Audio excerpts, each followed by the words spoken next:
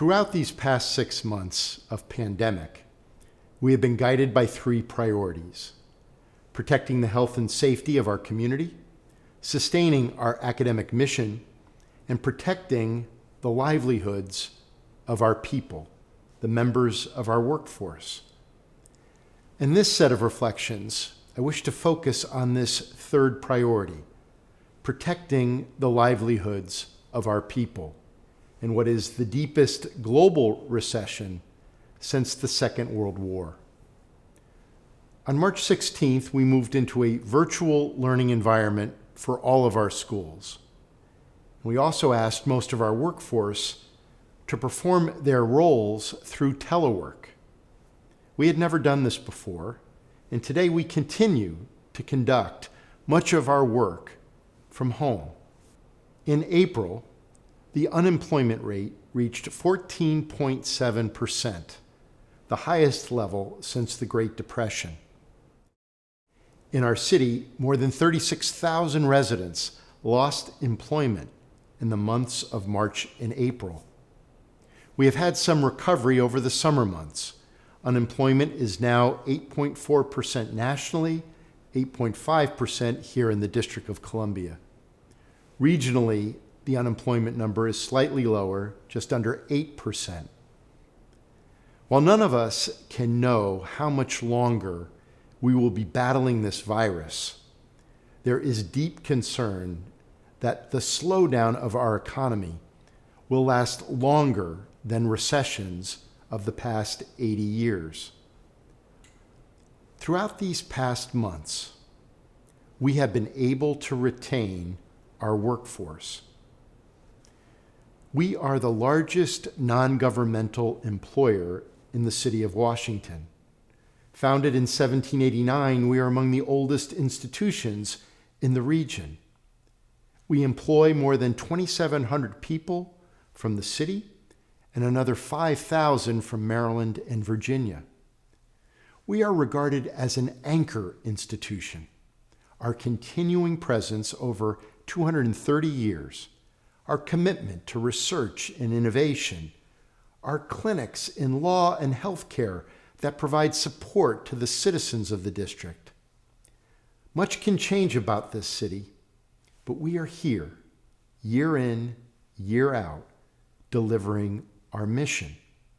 Our mission produces work that supports the elements of our mission: formation, inquiry, common good. Formation, we support the formation of young people. Inquiry, we support the scholarship and research of our faculty. And as an institution, we contribute to the common good. These 3 elements are mutually reinforcing, inextricably linked, and cannot be unbundled without risking irreparable harm to the enterprise. Formation can occur in many different settings.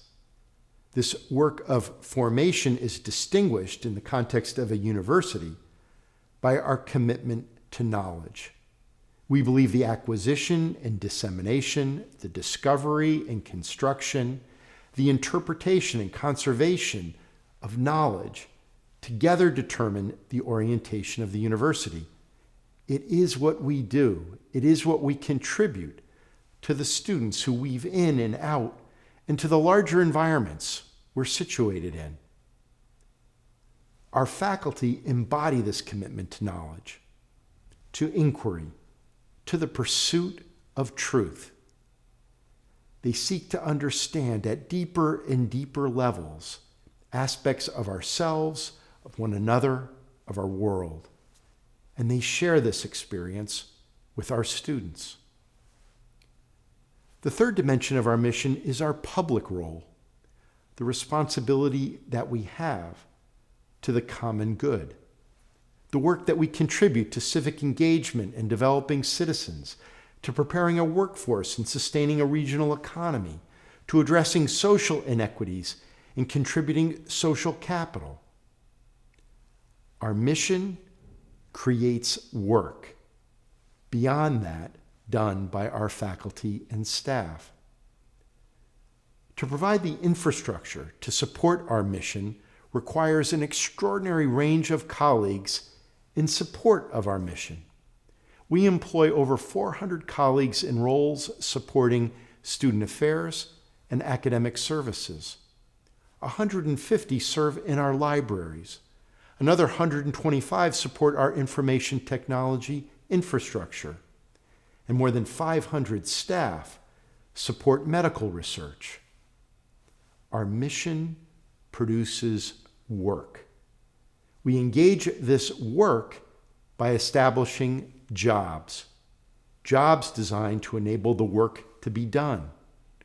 And to perform these jobs, we invite people to join our community in service of our mission. Work, jobs, people. And as we move to telework, we could expect that some of our work would change. Work that was needed when we are all together on campus would need to adapt to virtual and telework environments. We could also anticipate that new work would emerge, especially as we began to develop our layered approach to public health. These new responsibilities, supporting those in quarantine or isolation, ensuring safe access to building spaces, providing for testing, encouraging adherence to our public health measures, building and implementing the infrastructure of our public health framework. These new responsibilities in turn create challenges for our workforce and place pressure on our ability to protect livelihoods. It is our hope that adaptation to the new work that emerges and our goal of protecting the livelihoods of our current workforce colleagues can be conjoined. In May, we reached out to Jamie Bonini, Vice President of Toyota Production Systems Support, to assist us in engaging this question. Over the course of the post-war period, Toyota has developed a philosophy and a set of practices based on an understanding of and an appreciation of the dignity of work generally and a respect for the individual workers who undertake it, as well as improve it through their efforts. For 25 years, Mr. Bonini has shared these practices in contexts like ours. Among the questions we explored, what specifically are our new work needs in responding to the new realities of the presence of COVID-19? Can we characterize this work and how it is to be accomplished? Can we ensure we have a workforce ready to do this work, that we are ready for these new responsibilities? How many members of our current workforce would be able to undertake these new responsibilities? How much proactive planning can we do to prepare our workforce for a COVID-19 reality? Under the leadership of Jeff Chattis, our Senior Vice President and Chief Operating Officer, together with Mr. Bonini, we launched ReDeploy Georgetown. Through ReDeploy Georgetown, we have identified the new work required in the context of this pandemic and created new job areas, new assignments, reflecting these new responsibilities. Today, more than 122 positions have been created as part of ReDeploy Georgetown. If we were to hire new people for these jobs, the cost would have exceeded $3 million for this semester alone. It would have required laying people off in order to free up resources to bring on new people to do the work that these new jobs demand. But through ReDeploy Georgetown, 113 members of our community have been able to take on these new responsibilities, and we hope to have more ReDeploy commitments on the way to fully reach our goals. Some of our colleagues have taken on these new roles as full-time assignments. Some are taking on these new assignments part-time while they maintain other elements of their job responsibilities.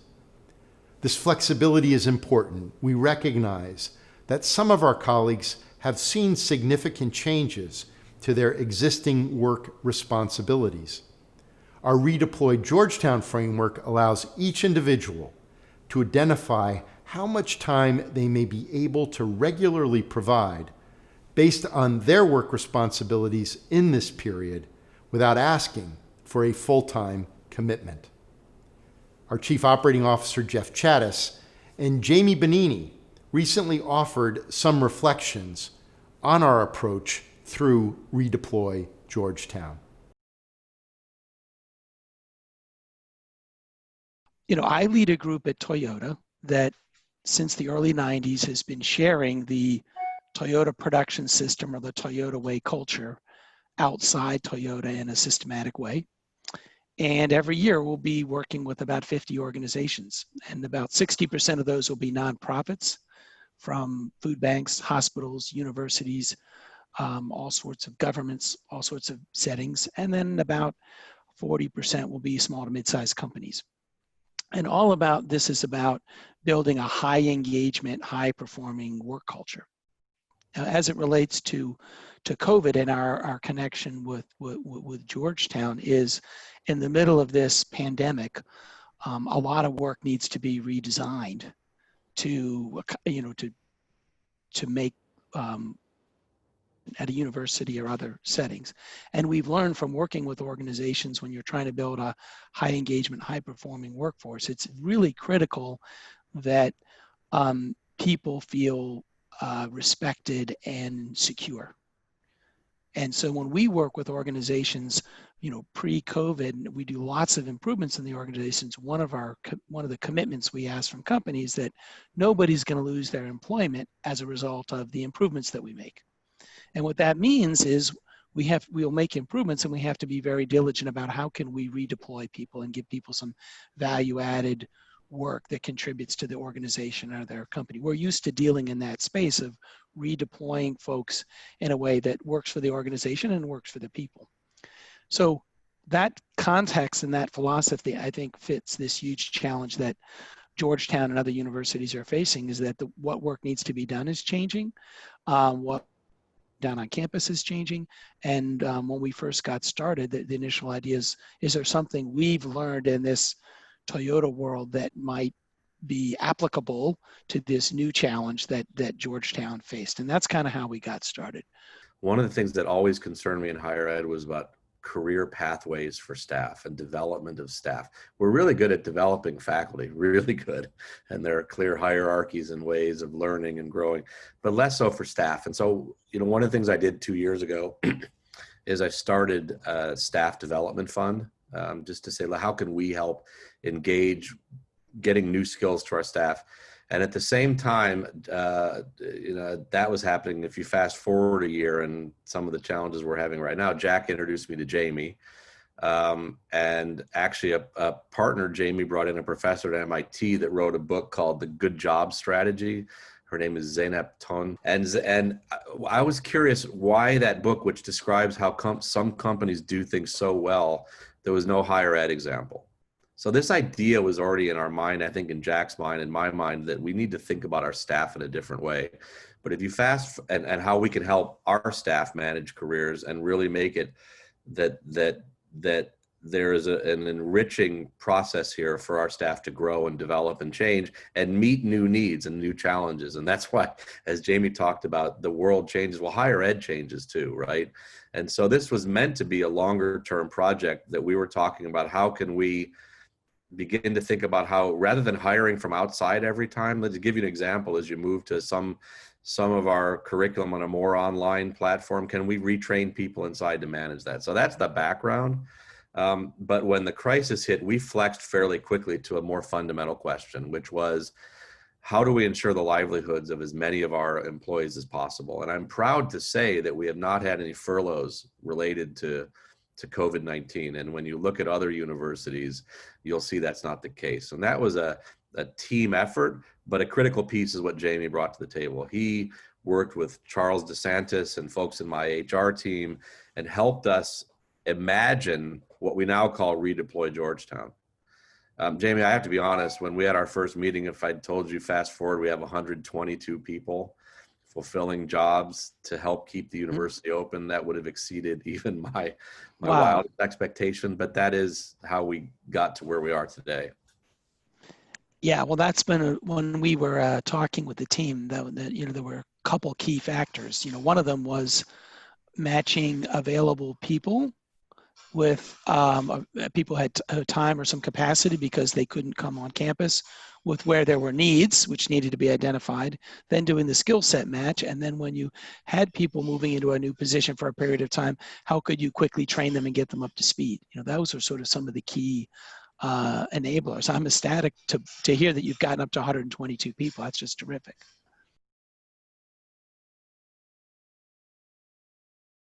There are a couple philosophies behind the Toyota Way or the Toyota production system. And one of them is called team member, or people are our most valuable resource. And the philosophy is that as people work in an organization, in the case of the staff at Georgetown, they are our most valuable resource. And what we want to do is have them be able to come to work, do their work, and make their work better on a basis.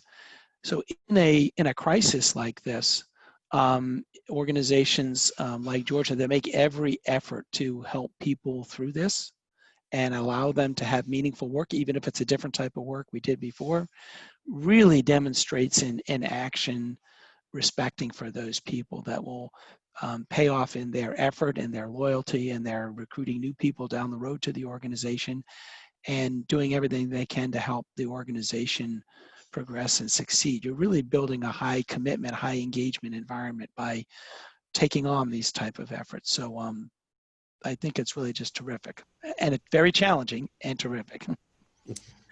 I echo that. I reflect on this, Jamie, when we started, which this is still a long-term plan that's been turbocharged by a pandemic, and it's allowed us to learn quickly. But I still hope the long term is that we apply what you just said to everybody's career, and that as we fast forward, we can train our own people. There's a history in higher ed which is just hire outside people for everything, and that is not really a long-term healthy strategy. To your point, that doesn't exemplify valuing the employee the way you've talked about. And so I hope this experience allows us to continue that really well beyond the pandemic, to say how do we redefine and reshape, redeploy Georgetown to the future? Because one thing's certain, the landscape of higher ed is changing, and it's changing faster than it ever has, and will continue to change. And so I think we need to be ready.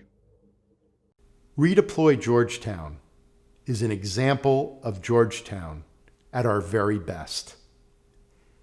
As new work emerges, we anticipate that ReDeploy will continue to be a valuable framework for us.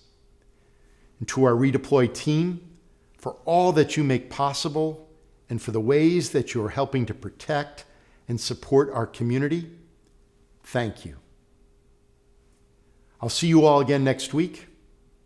For every Hoya, everywhere.